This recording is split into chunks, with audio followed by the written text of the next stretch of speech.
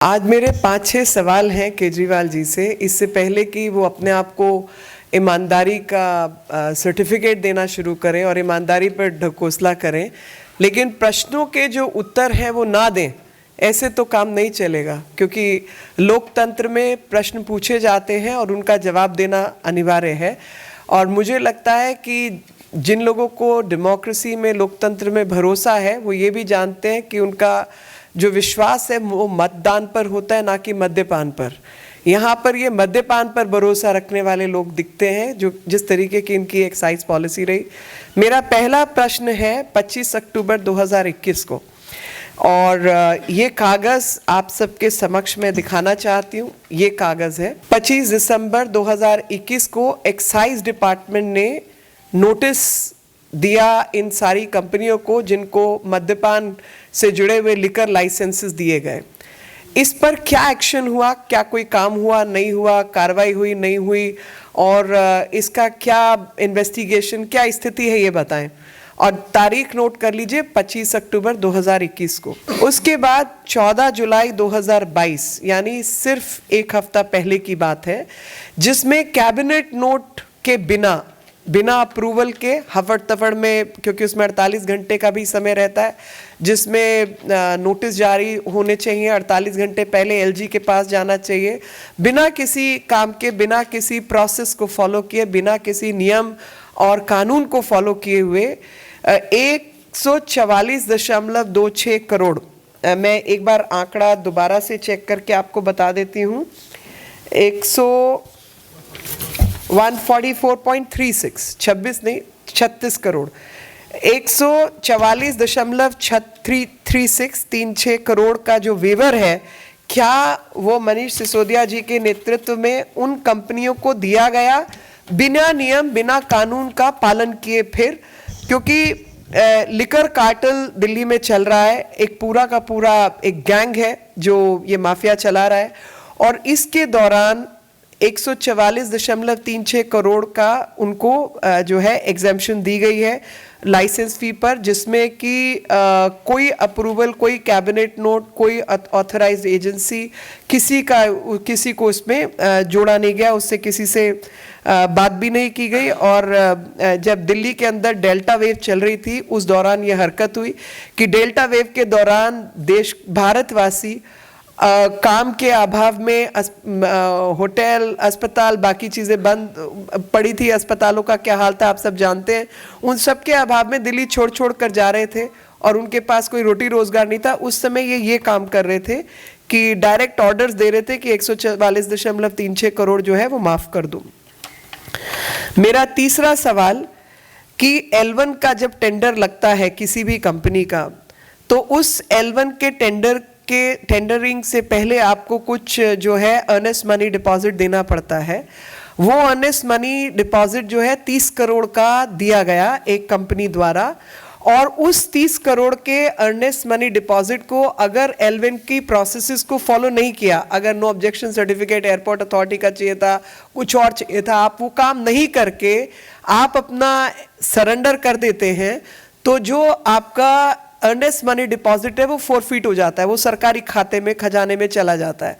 लेकिन इस केस के अंदर ये जो 30 करोड़ रुपए थे, बिना अप्रूवल, बिना प्रोसेसेस, बिना नियम, बिना कानून फॉलो किए हुए उस कंपनी को वापस किया गया। मेरा चौथा सवाल कि 50 रुपए जो विदेशी अल्कोहल है और ख़ास तौर पे बियर, तो 50 रुपए पर केस की एग्जेम्पशन जो है वो एग्जेम्पशन दी गई बियर के केसेस पर जो इंपोर्टेड लिकर था, विदेश से आने वाला जो अल्कोहल था, लिकर था, उसके ऊपर 50 रुपए पर केस की एग्जेम्पशन, बिना किसी अप्रूवल के, बिना किसी कैबिनेट नोट के, बिना किसी ऑथराइज्ड एजेंसी के, बिना एलजी को सूचित किए, ये 50 रुपए भी पर केस कम किया गया, जिसकी वजह से जो दिल्ली की जनता है, उनके जो टैक्स के फायदे थे, जो उनको पैसा आना था, वो सब जो है जनता के पैसे का लगातार नुकसान किया गया। इसके बाद जो एक ब्लैक लिस्टेड कंपनी है खाओ गली नाम की जो ब्लैक लिस्टेड कंपनी है उसको इन्होंने 2 जोन्स के ठेके दिए हैं। 2 जोन्स के अंदर ब्लैक लिस्टेड कंपनी को ठेका कैसे दिया, इसकी भी एक्सप्लेनेशन ये केजरीवाल जी तथ्यों के साथ दें तो हम सबको ईमानदारी का सर्टिफिकेट असेस करने में मदद होगी। एक कार्टलाइजेशन जो है टेंडरिंग प्रोसेसेस के अंदर कार्टलाइजेशन बंद होती है कि हम 4-5 लोग तय कर लें आपस में कि हम 4-5 कंपनियां फ्लोट करेंगे और उसी के आधार पर मिलजुल के हेराफेरी करके हम इकट्ठे टेंडरिंग में उतरें और टेंडरिंग प्रोसेस में कि इसको मिले तो मैं पार्टनर, मेरे को मिले तो ये पार्टनर, इस तरीके की जो चीज़ें हैं वो अवैध है, इलीगल है, गैर कानूनी है।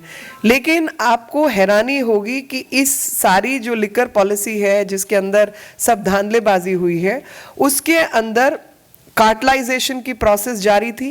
मंगूटा एक कंपनी है, वो मंगूटा कंपनी एक इंडोस्प्रिट और एक खाओगली, ये 3-4 कंपनियों की कार्टलाइजेशन के बाद ये काम हुआ और इन सब के पीछे श्रीनिवास आलू रेड्डी का जो है MSR का क्या लेना देना है, कितने पैसे लगे, क्या है, इसकी अगर वो ब्यौरा देंगे तो जनता को सहूलियत होगी ईमानदार का सर्टिफिकेट असेस करने में।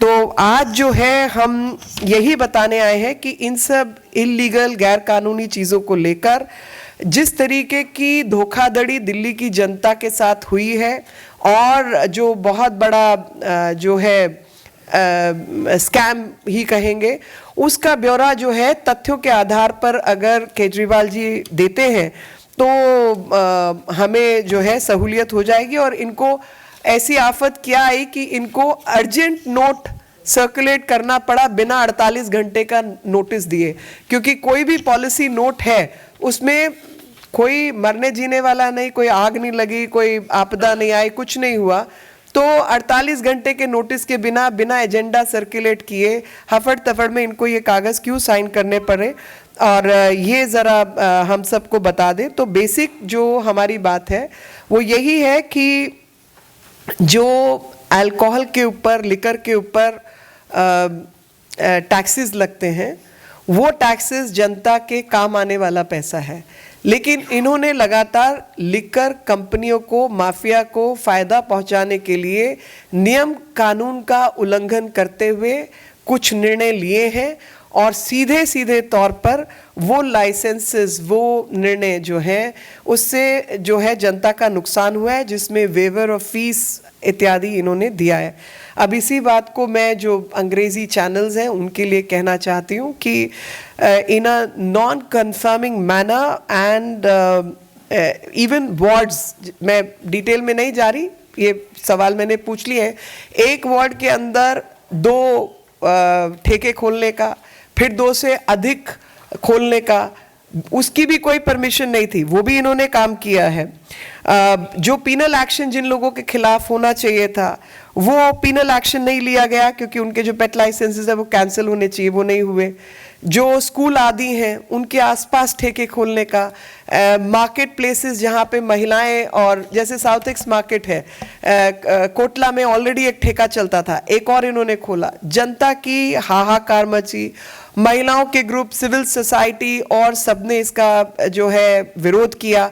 बावजूद उन तमाम चीज़ों के इन्होंने अपनी लाइसेंसिंग पॉलिसी नहीं बदली और जो नुकसान हुआ वो देश की जनता और दिल्ली की जनता का हुआ, क्योंकि इन्होंने लिकर माफिया को लाभ पहुंचाने के लिए जो है पॉलिसी जो है उसको इम्प्लीमेंट किया।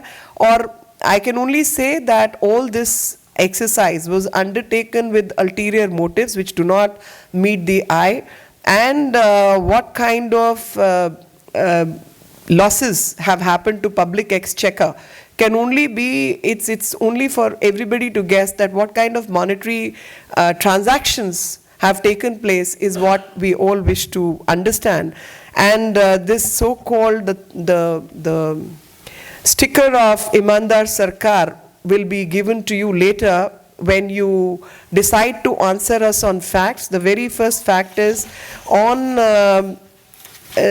25th October 2021, This was a notice issued by Excise Department of Delhi to the companies concerned who were part of the cartelization process in tendering process itself. What happened to this notice? What action was taken? What investigation happened? Whether any action was taken or not undertaken is what we want to understand, and please answer specifically pertaining to the notice and don't talk about Imandar Beiman Sarkar.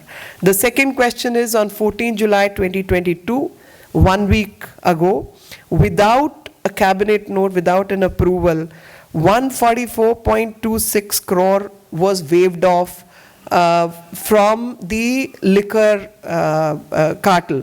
And this was done without adequate approvals, without proper notice to the Lieutenant Governor and other authorities who, as part of processes, approvals need to be taken in a process and rule-bound manner, which has not been done.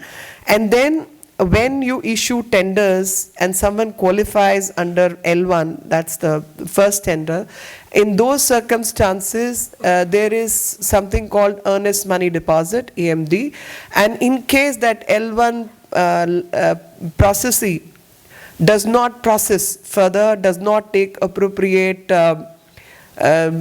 action in furtherance to the intention of participation in the tender, in those cases the earnest money deposit is forfeited by the government. And in this case the earnest money deposit was of 30 odd crores, which was waived off. And again, the waiver happened without adequate approvals from the cabinet and other such authorized people concerned. Then 50 rupees per case in case of imported beer was waived off. Now that is a straightaway loss to the exchequer and public money. So is someone who's been squandering public money, rupees 50 per case, which would have added to the coffers and the treasury of Delhi government and would have been used by the people of Delhi, was waived off in favor of a company so that foreign liquor could enter the market at a cheaper rate. Then there is another waiver which was there's a company called Khaugali, which is blacklisted company. How was this blacklisted company allowed to participate in the tendering process itself? And 2 zones have been allocated to this particular company. In the process of tendering, cartelization is prohibited. And in this case, the sincere request is to investigate this particular part, that Manguta is one company, Indospirit is another company, and Khaugali is the third company. These companies formulated a cartel, and through the cartelization process, and at the back, I mean, I have no knowledge, but I would want everyone to investigate. Is this Srinivasalu Reddy, MSR, whose money is behind these companies? That needs to be brought forward, and Mr. Kejriwal can answer. In fact, in respect of cartelization, the blacklisted companies cannot participate. The manufacturers of the alcohol cannot be the distributors. That's another point in the entire tendering process. In this case, the manufacturers were also the distributors. That is where this tendering process was wrong. And all this happened under the leadership of Mr. Sisodia, and Mr. Kejriwal was the one who was chairing these meetings. I think they both need to come forward and answer these questions. खास तौर पर ये तो पता चलना चाहिए कि जो अल्कोहल बनाने वाली कंपनियां हैं, वो कंपनियां कभी भी बेचने वाली कंपनी नहीं हो सकती, तो वो भी टेंडरिंग प्रोसेस से प्रोहिबिटेड है, लेकिन इन्होंने वो काम भी किया. So I think we've asked these questions and I would request mister Kejriwal to specifically answer these questions. ये सब प्रश्नों का वो जवाब दे. तो ईमानदार बेईमानी का जो तगमा है वो तो दिल्ली की जनता आपको लगाएगी और देश की जनता देख रही है, लेकिन इधर उधर की बात नहीं करें और सीधे प्रश्नों का सीधा जवाब दें, तो हम सबको तगमा देने में आसानी होगी. एलजी साहब का धन्यवाद करना चाहता हूं कि बहुत दिनों से भारतीय जनता पार्टी भी आंदोलन कर रही थी कि नई शराब पॉलिसी जो उसके खिलाफ और वो उसमें भ्रष्टाचार है, और आज बड़ी खुशी है कि एलजी साहब ने सीबीआई जांच के आदेश दिए। भारतीय जनता पार्टी इसका बहुत ही स्वागत करती है, इससे भ्रष्टाचार एक्सपोज होगा। साथ ही साथ मैं कहना चाहता हूं कि इसमें जो मुद्दे लिए गए, जिसको अभी मीनाक्षी जी ने जिक्र किया है, इन मुद्दों के अलावा भी बहुत से ऐसे मुद्दे हैं इसमें, इस शराब नीति में, जिसकी भी जांच होने की बहुत जरूरत है।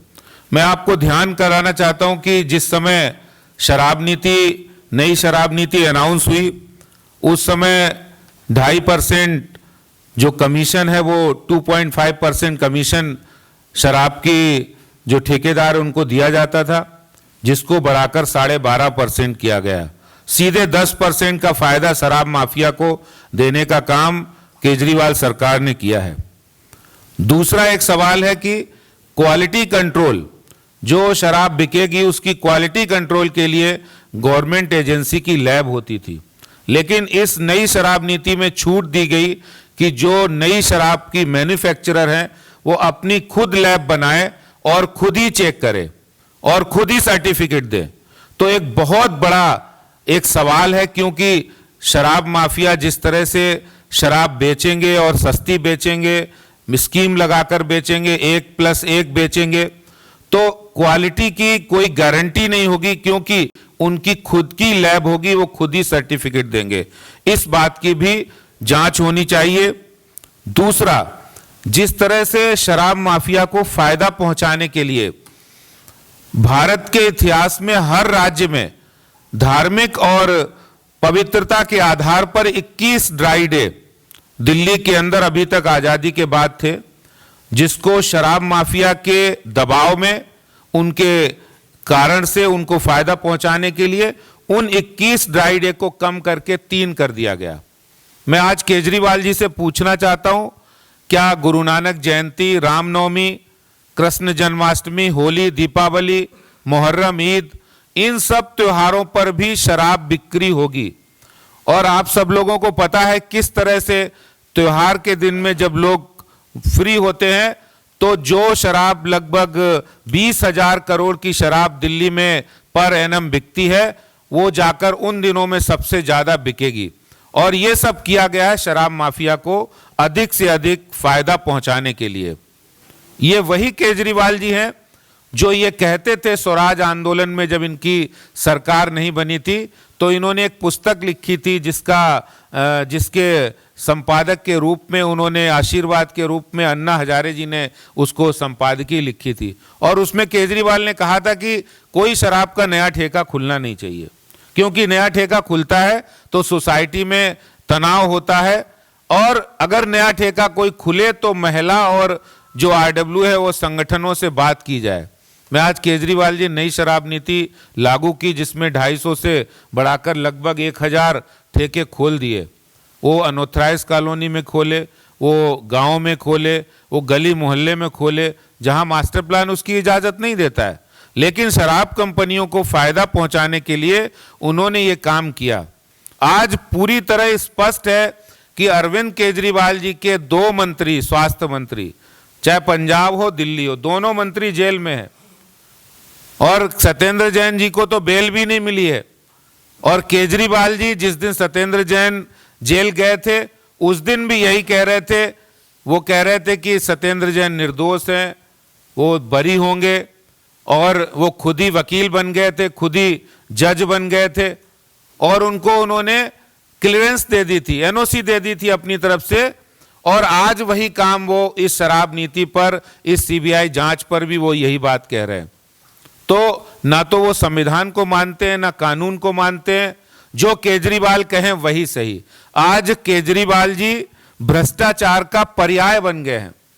भ्रष्टाचार यानी अरविंद केजरीवाल कोई भी पॉलिसी बिना भ्रष्टाचार के वो लाते नहीं हैं, चाहे वो डीटीसी की नई बसें खरीदनी हो, चाहे वो दिल्ली जल बोर्ड की बात हो। और मैं आपको ये बताना चाहता हूं कि ये मनीष सिसोदिया जी, जो इस लिक्कर पॉलिसी के सबसे बड़े हिमायती है, उन्होंने जिस समय अनाउंसमेंट किया था, उस समय उन्होंने कहा था कि हम इक्वल डिस्ट्रीब्यूशन ऑफ लिखकर इक्वल डिस्ट्रीब्यूशन, कहीं पर शराब के ठेका 10 किलोमीटर है, कहीं 1 किलोमीटर है, तो दिल्ली में हम बराबर दूरी पर शराब के ठेके खोले जाएं, इसके लिए हमें नई शराब नीति ला रहे हैं। मैं मनीष सिसोदिया जी से पूछना चाहता हूं कि आप इक्वल डिस्ट्रीब्यूशन, आप पानी वाटर की लिए आप सरकार में आए थे, जनता ने इसलिए चुना था। इक्वल डिस्ट्रीब्यूशन आप राशन के लिए आए थे, इक्वल डिस्ट्रीब्यूशन आप सीवरेज सिस्टम के लिए आए थे। शराब की इक्वल डिस्ट्रीब्यूशन के लिए जनता ने आपको नहीं चुना था, लेकिन आपका काम, आपका इंटेंशन गलत था, क्योंकि आपको हजारों करोड़ रुपए शराब माफिया से पैसा लेना था, भ्रष्टाचार करना था, इसलिए आपने ऐसी पॉलिसी की। मैं एक बात का जिक्र और करना चाहता हूं कि जिस तरह से सिसोदिया जी और अरविंद केजरीवाल दिल्ली के एजुकेशन मॉडल में एक बात करते हैं हैप्पीनेस क्लास की। आपको पता है हैप्पीनेस क्लास क्या है? ये हैप्पीनेस क्लास इनकी है कि बच्चों को ज्यादा से ज्यादा शराब पिलवाओ, ये उनका हैप्पीनेस क्लास का मॉडल है। और इसीलिए आज जब अनऑथराइज कॉलोनी के अंदर शराब के ठेके खोले गए, महिला संगठन आगे आए और उन्होंने विरोध किया, तो आपने भी देखा होगा कई जगह बाउंसर बुलाकर, गुंडे बुलाकर उन महिलाओं को, बहनों को और उन युवाओं को पिटवाया गया, क्योंकि केजरीवाल जी चाहते हैं गली मोहल्ले में युवा शराब के नशे में डूब जाए और फिर वो सही बात नहीं कह सके और पढ़ाई लिखाई नहीं कर सके। ये काम अरविंद केजरीवाल सरकार ने किया है। मैं आज सीबीआई जांच का तो स्वागत करता ही हूं, लेकिन केजरीवाल जी से पूछना चाहता हूं कि जिस तरह से आपने बेशर्मी ओढ़कर उस अपनी बातों को हमेशा सच कहने का कारनामा करते हो, पंजाब में जाकर आप कह रहे कि शराब नशा बंदी करेंगे, गुजरात अभी गए, कह रहे यहां पर शराब बंदी है, हम इसको अच्छी तरह लागू करेंगे। ये दोमुहा, ये दोगलापन आप छोड़िए। दिल्ली के अंदर जो आपने हजारों करोड़ रुपए का भ्रष्टाचार किया, उसका सच्चाई तो सामने आने ही वाली है। ये जो शराब की नई नीति है, इसके कारण से जो हजारों करोड़ रुपए भ्रष्टाचार करके इसका फायदा जो पंजाब में और आम आदमी पार्टी को मिला है, वो सिर्फ और सिर्फ उन्होंने अपने फायदे के लिए नई शराब की नीति लाए हैं। मैं इसकी सीबीआई जांच का बहुत स्वागत करता हूं और एक बात जरूर कहना चाहता हूं केजरीवाल जी कि डुबा दी दिल्ली दारू में, आपने डुबा दी दिल्ली दारू में, पर पानी तुम न पिला पाए। ठेके तुमने बढ़ा दिए, पर स्कूल एक भी ना बना पाए। पीने की उम्र घटा दी तुमने, पर प्रदूषण तुम न घटा पाए। और नशा बांट दिया युवाओं में, पर रोजगार तुम न दिला पाए। सर जी, आपके इन करतूतों में निश्चित रूप से बहुत बड़े करप्शन और भ्रष्टाचार की बू आ रही है। और मैं आज भारतीय जनता पार्टी की ओर से कहना चाहता हूं, केजरीवाल जी चुप हम नहीं बैठेंगे। कल हम एक प्रचंड प्रदर्शन दिल्ली में इस पॉलिसी के खिलाफ, जिस तरह हमारा आंदोलन चल रहा था, हम एक प्रचंड प्रदर्शन करने वाले हैं। कल केजरीवाल जी के ऑफिस पर, घर पर, कहीं पर भी निश्चित होगा, हम इस प्रदर्शन को करेंगे। यही बात हमें कहनी है। बहुत बहुत धन्यवाद। दूसरा जो हमारा सवाल है कि इन्होंने शराब सर्व करने का समय जो है वो 11 बजे से बढ़ाकर प्रातः 3 बजे तक कर दिया गया। और जो तीसरा हमारा जो सवाल है, जो बहुत ही मजेदार है, हाउस के अंदर ये कहा गया कि दिल्ली की सरकार दिल्ली के लोगों को शराब पीने के तरीके सिखाएगी और उसके लिए दिल्ली में 5 स्कूल खोले जाएंगे। यह बात भी अरविंद केजरीवाल की सरकार ने विधानसभा के अंदर कही। और चौथी बात कितनी मजेदार है, दिल्ली के अंदर सैकड़ों बार मालिक हैं, पहले वो कहीं से भी शराब खरीद सकते थे, लेकिन अरविंद केजरीवाल ने इस नई पॉलिसी में यह प्रोविजन कर दिया कि बार मालिक केवल इन्हीं शराब के ठेकेदारों से शराब खरीदेंगे, कहीं और से शराब नहीं खरीद सकते हैं। तो ये पहले कभी भी आजादी के बाद कभी भी इस तरह की व्यवस्था नहीं थी। हम विधानसभा के अंदर भी ये बात कहते रहे कि ये जो नई शराब पॉलिसी है, इसमें सैकड़ों करोड़ रुपए का घोटाला हुआ है, इसकी जांच सीबीआई करे। दिल्ली के ऑनरेबल एलजी ने सीबीआई से जांच करने के आदेश दे दिए हैं। हम ऑनरेबल एलजी के इस फैसले का स्वागत करते हैं, अभिनंदन करते हैं। बहुत बहुत धन्यवाद। आपके प्रश्नों का स्वागत है। आदरणीय मीनाक्षी जी आपके प्रश्नों का उत्तर देंगी। About After that, Arvind Kejriwal also held a press conference in which he accused the central government of targeting the Aam Aadmi Party government for its work, saying that they are doing great work and that is why central government is in fact insecure and that is why LG is targeting the government. And he also said that it was decided in advance that Manish Sisodia has to be sent to jail and that is why all this probing is happening, and he said that this is a new system that has been implemented by the central government against the opposition party. So, one line which is in Hindi, chor ki dadi mein tinka, is what comes to my head. That the fact is that instead of being engaging in rhetoric, Manish Sisodia is going to be targeted. Nobody knew. He must be knowing. That's why he's speaking like this. I have no knowledge. Even till date, I have maintained that documents would have been signed by one or the other, and it's a matter of record. I have not said it's Sisodia or Mr. Kejriwal, whatever, but he's been chairing those meetings, number one. Number two, so far as the work done by his government is concerned, regarding the work done, I've raised these questions. Instead of engaging in rhetoric, he should answer these questions. And that would indicate what his government has been wanting to do or not wanting to do. That's all I can say. Anybody else? Yes, please. Ma'am, Arvind Kejriwal और आम आदमी party की तरफ से ये कहा गया है कि उन्हें पहले से इस बात की जानकारी है कि केंद्र सरकार के माध्यम से मनीष सिसोदिया को सरकार गिरफ्तार करा सकती है, लेकिन वो एलिगेशन पे कुछ नहीं बोले। उन्होंने एक और नया स्टेटमेंट दिया है कि जब से आम आदमी पार्टी पंजाब में जीती है, बीजेपी और प्रधानमंत्री को बहुत डर लगता है अरविंद केजरीवाल से फ्यूचर करते हैं। भाई फ्यूचर तो इनका क्या है वो ये देख के बताए ना। इनके जो कारनामे हैं वो ये बेहतर जानते हैं। मेरे को जानकारी नहीं है कि सिसोदिया जाएंगे या ये जाएंगे या कौन जाएंगे, मगर ये जानकारी इनके पास ज़रूर होगी कि किसके दस्तखत कहाँ पर हैं। हमारे पास जानकारी नहीं है। हम तो खाली कागज़ों के आधार पर क्या है, नियम के अनुसार रूल 57 है जो रूल्स ऑफ बिजनेस होते हैं, उसमें एक बार मैं चेक कर लूँ 47 है या 57 है। 57 ही है। तो 57 के मुताबिक अगर कोई भी गैर कानूनी चीज़ टेंडरिंग प्रोसेस में इसमें उसमें अनियमितता होती है तो उसको चीफ सेक्रेटरी फ्लैग ऑफ करता है। तो इस केस में भी चीफ सेक्रेटरी ने फ्लैग ऑफ करके वो एलजी के पास भेजा, उस पर कार्रवाई हुई है। कागज़ किसके, हस्ताक्षर किसके, जानकारी इनके पास है, तो ये जानते होंगे। मैं अपनी तरफ से नहीं बोल रही, पर अरविंद जी जैसी बात कर रहे हैं तो जाहिर है मनीष सिसोदिया के ही सिग्नेचर्स होंगे। ये अरविंद जी कह रहे हैं, मैं नहीं कह रही। अरविंद जी तो मैम उनको देशभक्ति का सर्टिफिकेट भी दे रहे हैं कि वो कट्टर देशभक्त हैं, 22 सालों से जानते हैं, और आप लोग करने वाला तो औलाद से नहीं करते। अरे यार, अभी चलो मान लिया, मैं इस भाषा का प्रयोग नहीं करना चाहती। हम किसकी औलाद है, वो किसकी औलाद है, ये भाषा जो है एक मुख्यमंत्री को शोभा नहीं देती, खास तौर पे जब वो मेयर्स का कार्यक्रम अटेंड करने के लिए ये सब नाटक कर सकता है। लेकिन विशेष बहुत छोटा सा है कि जो सवाल आपसे आपके लिकर पॉलिसी के पूछे गए हैं, आप बताइए 140.36 करोड़ आपने क्यों छोड़ा?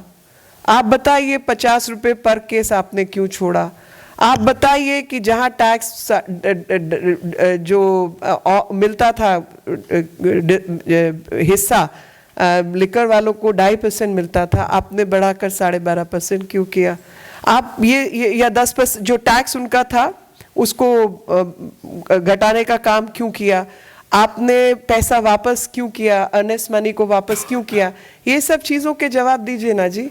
बाकी चीज़ें तो जांच का विषय है, मुद्दों पे बात कीजिए। एक सवाल ये भी है कि बार बार आम आदमी पार्टी की तरफ से कहा जाता है कि 2014 वाली सिचुएशन फिर से क्रिएट करने की कोशिश की जा रही है। इनकम टैक्स, सीबीआई, ईडी पीछे लगाया जा रहा है। सत्येंद्र जैन को भी गलत आरोपों में अंदर किया गया। अब मनीष सिसोदिया की बारी है, कल को अरविंद केजरीवाल की बारी होगी, तो हम लोग तैयार हैं। नहीं, वो अच्छी बात है, ये तैयारी तो रहनी चाहिए। अगर गलत काम किए तो ये तैयारी सबका होना चाहिए, क्योंकि इस देश में जो नियम कानून बने हैं वो हमने नहीं बनाए।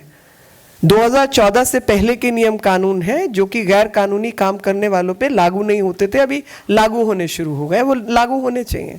और जिन्होंने गलत काम किया उनकी तैयारी भी रहनी चाहिए, क्योंकि देश के नियम कानून अपना काम करेंगे। While you have related the attack on Manish Sisodia and Aam Aadmi Party, while you were speaking over here, first response has come from Manish Sisodia, where he has said that Modi ji Kejriwal से बहुत डरते हैं। अब केजरीवाल जी को देश को केजरीवाल से उम्मीद है, जैसे जैसे आपका देश में प्रभाव बढ़ेगा और झूठ बोले जाएंगे, हम जेल जाने से नहीं डरते। Again the same rhetoric that you were talking. So I'm back again. Look, I do not know the deeds of Mr. Sisodia. I haven't even named him. I do not know the deeds of Mr. Kejriwal. I have not named him in that sense.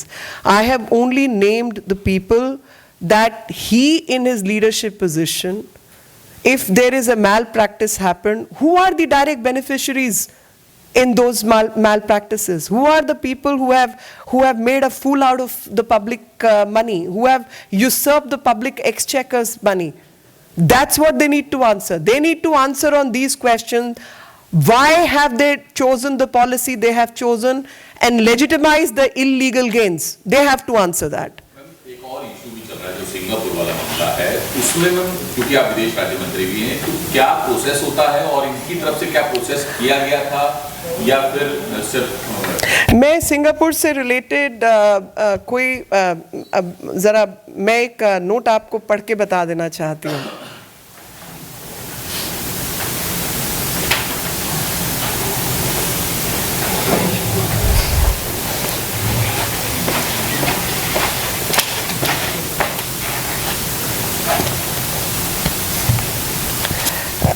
तो Singapore से related मेरे पास एक मैं थोड़ा search कर रही थी। The new form of corona virus in Singapore is set to be very dangerous for children.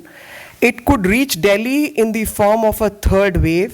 My appeal to the central government: 1, cancel all air services with Singapore with immediate effect. 2, work on vaccine alternatives for children on a priority basis. The Delhi Chief Minister said in a tweet in Hindi on Tuesday. And Singapore के जो foreign minister थे, Vivian Balakrishna, also slammed Kejriwal, saying politicians should stick to facts. There is no Singapore variant.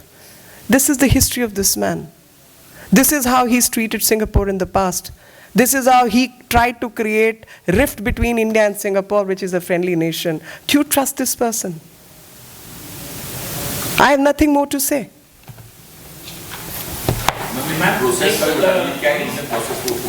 I have nothing more to say on this. Thank you. आम आदमी party की तरफ से एक tweet में कहा गया है कि देश में एक ऐसा सिस्टम चल रहा है कि पहले निर्णय किया जाता है किसको जेल भेजना है, अपने मुंहमाती केसेस तैयार किए जाते हैं। जो कैबिनेट नोट तैयार होना था उस पर कोई फर्जी नोट नहीं साइन कर सकता था। मेरे साथ बिदुड़ी जी बैठे हैं। कैबिनेट नोट पे इनके हस्ताक्षर नहीं चलते, कैबिनेट के ही हस्ताक्षर होते हैं। जिन प्रश्नों का सवाल, जो प्रश्न इनसे पूछे गए हैं उसका सीधे सीधे जवाब दें और दिल्ली की जनता, देश की जनता तय करेगी कि किस तरीके के लोग हैं।